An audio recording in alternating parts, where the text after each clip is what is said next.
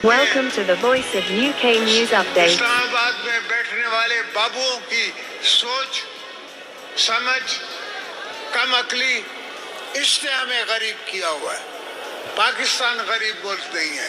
الحمدللہ اللہ نے ہم کو سب کچھ دیا ہے۔ ہر دولت جو دنیا میں کسی ملک کے پاس ہو سکتی ہے وہ پاکستان کے پاس ہے، تو ہم ہر چیز کو سنبھال سکتے ہیں۔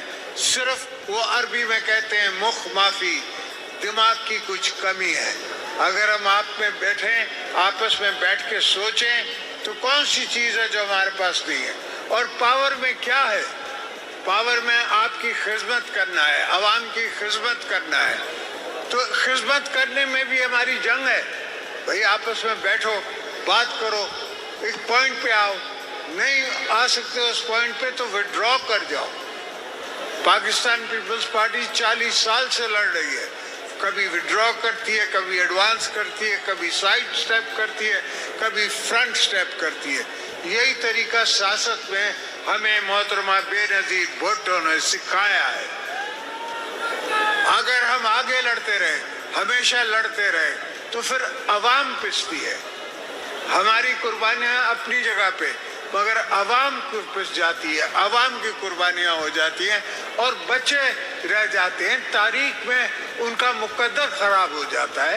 ہم نے سب کچھ یہ سوچنا ہوتا ہے، سمجھنا ہوتا ہے۔ اس سے پہلے کہ ہم ایک قدم لیں، ہم یہ سوچ کے لیں، سمجھ کے لیں کہ ایسا نہ ہو کہ آنے والی نسلیں کیا کہیں اس کا، کیا سمجھے اس کا، اور ان کو کوئی نقصان ہو۔ تو میں ہمیشہ ہر کام اس سوچ بات کرتا ہوں کہ پاکستان کو نقصان نہ ہو، اس دھرتی کو نقصان نہ ہو، اور پاکستان کی عوام کو نقصان نہ ہو۔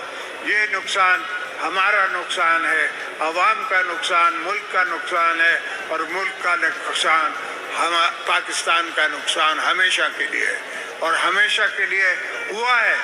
تاریخ میں ہوا ہے کہ لوگوں نے پاکستان کا نقصان کیا ہے۔